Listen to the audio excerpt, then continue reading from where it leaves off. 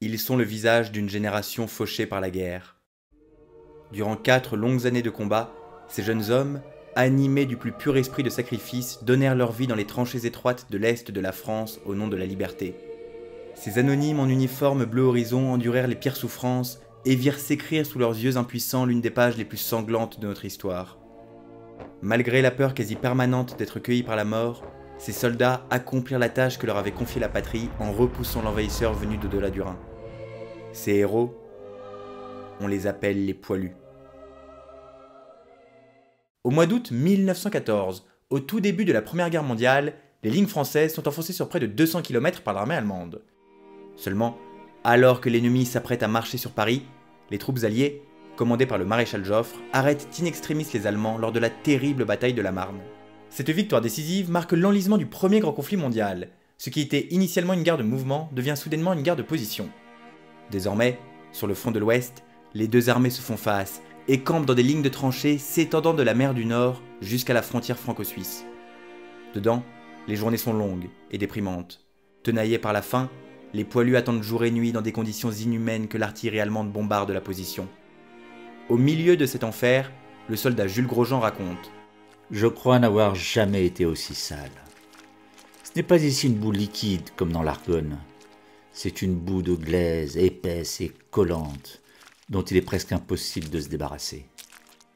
Par ces temps de pluie, les terres des tranchées bouleversées par les obus s'écroulent un peu partout et mettent toujours des cadavres dont rien, hélas, si ce n'est l'odeur, n'indiquait la présence. Partout, des ossements et des crânes. Pardonnez-moi de vous donner ces détails macabres. Ils sont encore loin de la réalité. » De l'autre côté du No Man's Land, au-delà de ce vaste cimetière sans couverture, les Allemands souffrent tout autant. Cette guerre absurde et inutile, décidée par des élites gouvernementales, voit s'affronter des millions de jeunes qui ne sont finalement pas si différents et qui désirent qu'une seule chose, la paix. Cette paix tant attendue, Alliés et Allemands l'obtiendront quelques heures le 25 décembre 1914. Le jour de Noël, dans un élan de fraternité, ces soldats animés d'un formidable esprit d'humanité sortirent de leurs misérables tranchées pour sympathiser et échanger quelques cadeaux, rires et chansons ensemble. Le 28 décembre, le poilu Gustave Berthier raconte à sa femme « C'était le jour de Noël, jour de fête, et ils demandaient qu'on ne tire aucun coup de fusil pendant le jour et la nuit, eux-mêmes affirmant qu'ils ne tireraient pas un seul coup. Ils étaient fatigués de faire la guerre, disaient-ils, et étaient mariés, comme moi.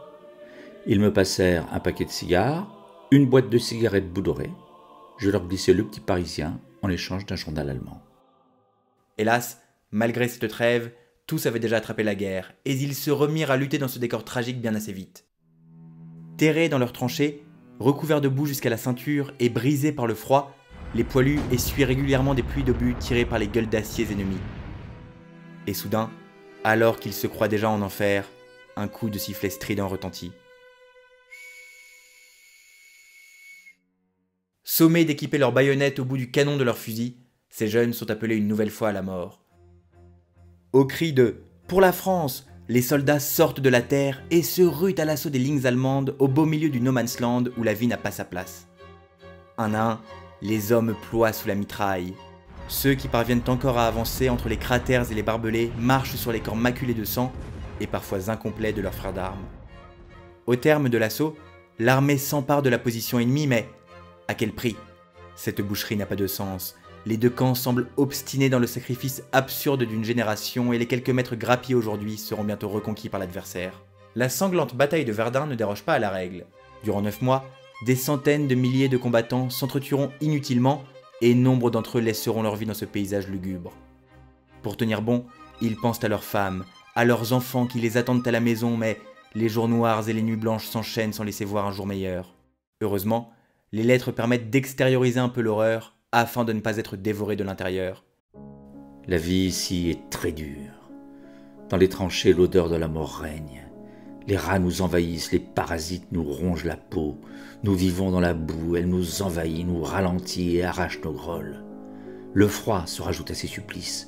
Ce vent glacial qui nous gèle les os. Il nous poursuit chaque jour. La nuit, il nous est impossible de dormir, être prêt à chaque instant. Prêt à attaquer, prêt à tuer. Tuer! Ceci est le maître mot de notre histoire. Il nous répète qu'il faut tuer pour survivre. Je dirais plutôt vivre pour tuer. C'est comme cela que je vis chaque minute de cet enfer. Sans hygiène, sans repos, sans joie, sans vie. Et finalement, le 11 novembre 1918, dans un wagon au cœur de la forêt de Compiègne, Alliés et Allemands signent l'armistice, synonyme de la fin des hostilités. Les poilus encore debout après 4 années de boucherie regagnent leur foyer. Mais cette paix est empoisonnée par les cauchemars vécus sur les champs de bataille où 1,5 million de leurs camarades sont tombés.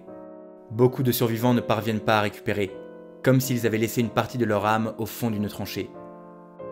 Les gueules cassées peinent à se faire accepter et sont régulièrement rejetés par leurs familles qui ne peuvent supporter leur visage mutilé.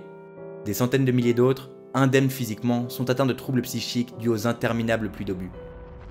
Si ces soldats avaient eux quitté la guerre, elle, ne les avait pas quittés. Victimes de stress post-traumatique, ces jeunes atteints de maux invisibles sont abandonnés de tous et tombent peu à peu dans l'oubli.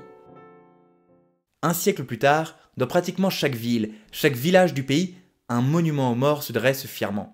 Chacun des noms inscrits est une tragédie et représente autant de mères qui ont vieilli sans fils que de filles qui ont grandi sans père. Tous ces poilus, ne les oublions jamais. Cette vidéo, j'aimerais la dédier à mon arrière-grand-père, Raymond Lemel, qui a combattu durant toute la Grande Guerre. Si elle t'a plu, n'hésite pas à me le dire en commentaire, à me mettre un j'aime et à t'abonner à la chaîne, ça m'aiderait énormément. On se dit à très vite pour un nouvel épisode. Bonne journée.